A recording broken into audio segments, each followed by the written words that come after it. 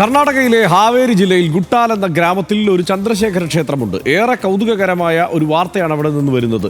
ക്ഷേത്രത്തിനടുത്തു നിന്ന് പ്രാചീന ലിഖിതങ്ങളാൽ അലങ്കൃതമായ ഒരു ശിലാശില്പം ഹംപിയിലെ പുരാവസ്തു വകുപ്പ് ഉദ്യോഗസ്ഥർ കണ്ടെത്തി. തികച്ചും അപ്രതീക്ഷിതമായിരുന്നു ഈ ചരിത്ര സാക്ഷ്യത്തിന്റെ വീണ്ടെടുപ്പ്. അതിപ്പോൾ വലിയൊരു വഴിത്തിരിവായിരിക്കുന്നു. കർണാടകയുടെയും ദക്ഷിണേന്ത്യയുടെയും ഭൂതകാലത്തിലേക്ക് ആ ശിലാലേഖ ഒരു വിശാലമായ ജാലകം തുറന്നിട്ടിരിക്കുന്നു. 16-ാം നൂറ്റാണ്ടിലുണ്ടായ ഒരു പ്രകൃതി ദുരന്തവും അതുണ്ടാക്കിയ ക്ഷാമവും ആൾനാശവും മരിച്ചവരുടെ മൃതദേഹങ്ങൾ വഹിച്ചു കൊണ്ടുപോയി സംസ്കരിച്ച മരുളയ്യ എന്ന ധൈര്യശാലിയുടെയും എല്ലാം കഥയുടെ ചുരുളഴിയുകയാണ് ഈ ശിലയിലൂടെ. ആകെ ലഭ്യമായത് ഈ ശിലയുടെ ഒരു ചിത്രം മാത്രമാണ്. ഒരു ദൃശ്യകഥയ്ക്കുള്ള സാധ്യതയില്ലാത്തതുകൊണ്ട് ആദ്യം തന്നെ അതിൻ്റെ വിശദാംശങ്ങളടങ്ങിയ ഡാറ്റ ഷീറ്റ് നമുക്ക് പരിശോധിക്കാം. ഈ 500 വർഷം മുമ്പുണ്ടായ പ്രകൃതി ദുരന്തവും ക്ഷാമവും വരച്ചു കാട്ടുന്ന ഒരു ശിലാലേഖയാണ് കണ്ടെത്തിയിരിക്കുന്നത്. കർണാടക ഹാവേരിയിലെ ഗുട്ടാൽ ചന്ദ്രശേഖര ക്ഷേത്രത്തിന് സമീപത്തു നിന്നാണ് കണ്ടെത്തിയതെന്ന് നേരത്തെ പറഞ്ഞല്ലോ. 1539 സംഭവിച്ച വരൾച്ചയിലും ക്ഷാമത്തിലും ഉണ്ടായ മരണം രേഖപ്പെടുത്തിയിരിക്കുന്നു. അതിൽ രാജ്യത്ത് പ്രകൃതി ദുരന്തം വിതച്ച നാശം രേഖപ്പെടുത്തിയ ഇത്ര പഴയ രേഖ ലഭിക്കുന്നത് ആദ്യമായാണ്. പുരാതന കന്നഡ ലിപിയിൽ 33 വരികളാണുള്ളത്. വലതുവശത്ത് 20, ഇടതുവശത്ത് 13. ലിഖിതത്തിൽ രേഖപ്പെടുത്തിയ തീയതി ഭാദ്രപദ ശുക്ല പഞ്ചമി. വികാരി സംവത്സര.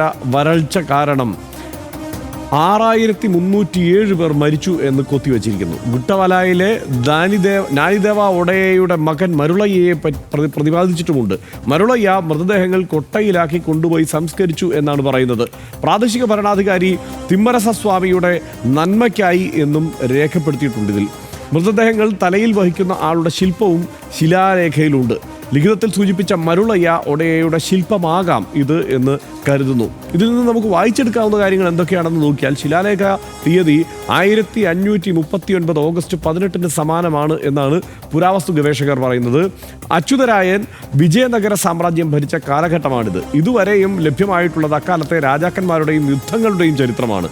അന്നത്തെ ക്ഷാമവും ഒരു സാധാരണക്കാരൻ്റെ അസാമാന്യമായ ഇടപെടലും പുറത്തു വരുന്നത് ഇതാദ്യമാണ്.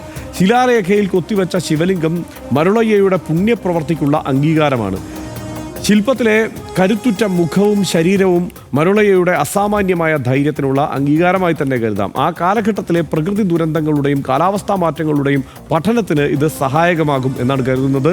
മൃതദേഹം കുട്ടയിലാക്കി കൊണ്ടുപോകുക എന്നതിൽ പകർച്ചവ്യാധി സാധ്യതയും കണക്കാക്കാം എന്ന് ചിലർ പറയുന്നു. സനീഷ്, ഇതിപ്പോൾ ഈ ചരിത്രം ഇങ്ങനെ കുഴിച്ചെടുക്കുമ്പോൾ അതുവരെ ഉണ്ടായിരുന്ന നമ്മുടെ ധാരണകളെല്ലാം അട്ടിമറിക്കപ്പെടുന്നത് നമ്മൾ കണ്ടിട്ടുണ്ട്.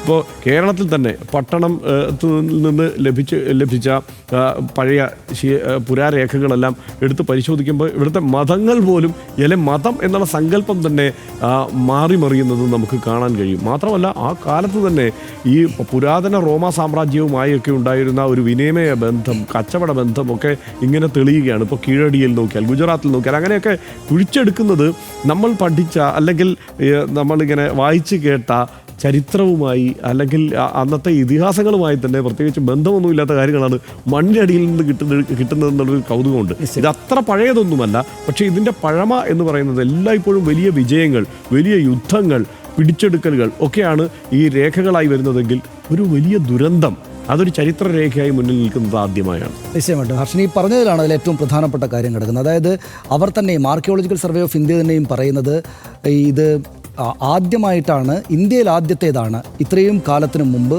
ഒരു മരണം ദുരന്തം രേഖപ്പെടുത്തിയിട്ടുള്ള ഒരു ശിലാലേഖ കിട്ടുന്നത് എന്നതാണ്.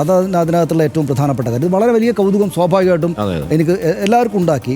എന്നെ 1-2 കാര്യങ്ങൾ ഓർമ്മ വെച്ചു. ഈ സന്തോഷ് കുമാർ എഴുതിയ തപോമയുടെ അച്ഛൻ എന്നൊരു നോവൽ ഇപ്പോൾ ഈ കാലത്ത് വലിയ തോതിൽ വായിക്കപ്പെടുന്നൊരു നോവലുണ്ട്. ആ നോവലിനകത്ത് സൈന്ധവ ലിപികൾ വായിച്ചെടുക്കുന്ന ഒരു അച്ഛൻ്റെയും മകളുടെയും ചിത്രമുണ്ട്. അതാണ് പെട്ടെന്ന് ചിത്രീകരണമുണ്ട്. അതാണ് പെട്ടെന്ന് ഓർമ്മയിലേക്ക് വന്നത്. അത് ഈ കാര്യമായിട്ട് ബന്ധമൊന്നുമില്ല. അച്ഛൻ പറഞ്ഞതുപോലെ പട്ടണത്തൊക്കെ ഉള്ളത് ഒരുപാട് കാലം മുമ്പുള്ളതാണ്. ഇതിപ്പോൾ 500-600 വർഷം മുമ്പുള്ള പഴക്കമുള്ള 1500 സംതിങ്ങിലാണ് ഈ വന്നിരിക്കുന്നത്. 1538 6307 പേര് വരൾച്ചയിൽ മരിച്ചു. 2 കാര്യങ്ങൾ കൂടെ ഇതോട് ചേർത്ത് എനിക്ക് തോന്നലുണ്ടായി. ഒന്ന്, നമ്മളിപ്പോൾ കോവിഡിൻ്റെ കണക്കുകൾ രേഖപ്പെടുത്തി ഇല്ല എന്ന് പറഞ്ഞൊരു ചർച്ച വന്നൊരു കാലമാണല്ലോ ഇത്.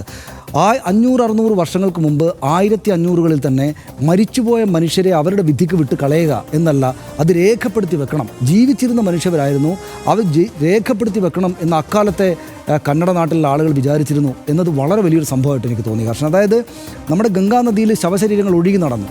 അവിടെ ഒരു സ്ഥലത്തും എത്രയോ 5000 രേഖപ്പെടുത്തിയെടുത്ത് 1 ലക്ഷത്തിലേറെ 1.5 ലക്ഷത്തോളം ആളുകൾ യഥാർത്ഥത്തിൽ 2 ലക്ഷം ആളുകൾ മരിച്ചിട്ടുണ്ടായിരുന്നു. അപ്പോൾ ഇത്രമാത്രം മനുഷ്യരെ, അതുവരെ ജീവിച്ചിരുന്ന 10 40 എത്രയോ വർഷം ജീവിച്ചിരുന്ന മനുഷ്യരെ അങ്ങ് തള്ളിക്കളയുന്ന, രേഖകളിലേ വെക്കേണ്ടതില്ല എന്ന് ഈ കാലം തീരുമാനിച്ചപ്പോൾ അവിടെ ഒരു വരൾച്ച വലുതായിട്ടുണ്ടായിട്ട് 6300 ആൾ മരിച്ചപ്പോൾ 6307 എന്ന നമ്പർ കൃത്യമായിട്ട് എഴുതി വെച്ചു കന്നഡക്കാർ.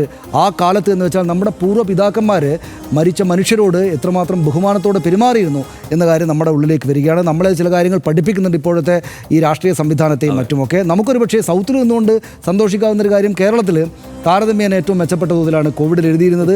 അപ്പോൾ ഈ ഭാഗത്തൊക്കെ പണ്ട് മുതലേ കണക്ക് കൃത്യമായിരുന്നു എന്ന് വേണം മനസ്സിലാക്കാൻ. രണ്ടാമത്തെ ഒരു കാര്യം, ഹർഷൻ, അതിനകത്ത് ശവസംസ്കാരം നടത്തുന്ന ആളിൻ്റെയാണ് ഒരേ ഒരു ചിത്രമുള്ളത്. അയാളൊരു കൊട്ടയിൽ ഡെഡ് ബോഡി വെച്ചിട്ട് ഇങ്ങനെ നിൽക്കുന്നതാണ് ആ ചിത്രമായിട്ടുള്ളത്. അയാളുടെ പേരും അയാളുടെ അച്ഛൻ്റെ പേരടക്കം രേഖപ്പെടുത്തിയിട്ടുണ്ട്. മരിച്ചുപോയ ആളുകളുടെ പേരല്ല. ആ മരണത്തിന് ശേഷം ഇത്ര വലിയ ദുരന്തം ഉണ്ടായപ്പോൾ ധീരതയോ മറ്റോ കാണിച്ചിട്ട് ഈ സംസ്കാരത്തിന് പോയ ആളിൻ്റെ അച്ഛൻ്റെ പേരടക്കം വെച്ച് വളരെ ബഹുമാനത്തോടു കൂടി കാലത്തിലേക്ക് പതിപ്പിച്ച് വെച്ചിരിക്കുകയാണല്ലോ ചെയ്തിരിക്കുന്നത്. അപ്പോൾ എന്താണ്, അപ്പോൾ ഇത്തരം കാര്യങ്ങൾ ചെയ്യുന്ന ആളുകളോടായിരുന്നു ബഹുമാനം.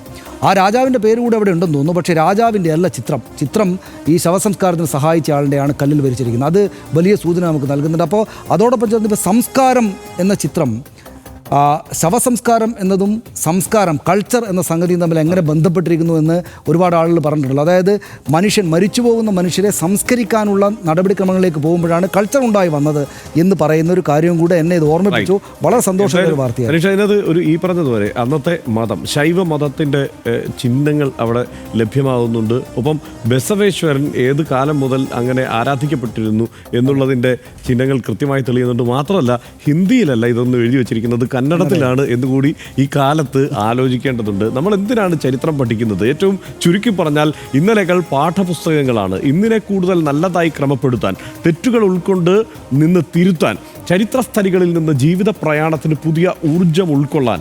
ഒരു മനുഷ്യൻ്റെ ശരാശരി ആയുർദൈർഘ്യം 10-70 വയസ്സല്ലേ ഉള്ളൂ. ഇന്നലെ ജീവിച്ച മനുഷ്യരുടെ അനുഭവങ്ങളുടെ കൂടെ പാഠത്തിലാണ് നമ്മൾ കുറച്ചുകൂടി മെച്ചപ്പെട്ട ജീവിതം നടത്തുന്നത്. മനുഷ്യർ ജീവിച്ച് മരിച്ചു പോകുന്നതിനിടെ രേഖപ്പെടുത്തി വയ്ക്കുന്നവയാണ് അടുത്ത തലമുറയുടെ പ്രയാണത്തിന് മുതൽക്കൂട്ടാകുക. ചരിത്ര പാഠങ്ങളുടെ ചുമലിന്മേൽ നിൽക്കുന്നത് കൊണ്ടാണ് മനുഷ്യകുലത്തിന് ഇത്രയും ഉയരം. അച്യുതരായൻ്റെ വിജയനഗര സാമ്രാജ്യത്തിൽ ജീവിച്ചിരുന്ന നാനിദേവ ഒഡേയയുടെ മകൻ മരുളയ്യ എന്ന വീരനെ പറ്റി നമ്മൾ ഇന്ന് ആവേശത്തോടെ കേൾക്കുന്നു. ആ ക്ഷാമകാലത്ത് മരിച്ചു വീണ ആയിരക്കണക്കായ മനുഷ്യരുടെ ശരീരങ്ങളെ അർഹിക്കുന്ന ആദരവോടെ ചുമന്നു കൊണ്ടുപോയി സംസ്കരിച്ച അദ്ദേഹത്തെ നമ്മൾ സ്നേഹത്തോടെ അഭിവാദ്യം ചെയ്യുന്നു. ചരിത്രത്തിലെ ഓരോ വീണ്ടെടുപ്പുകളും സാംസ്കാരികമായ ഓരോ കുതിച്ചുചാട്ടങ്ങളാണ്. അതുകൊണ്ടാണ് ചരിത്രം വായിക്കുന്നതും പഠിക്കുന്നതും നാളെ തരാതരം വരാനിടയുള്ള തിരുത്തി വ്യാഖ്യാനങ്ങൾ തടയും വിധം രേഖപ്പെടുത്തി വയ്ക്കേണ്ടതും ഒരു രാഷ്ട്രീയ പ്രവർത്തനം കൂടിയാവുന്നത്. RDX പൂർത്തിയാവുന്നു. Good night.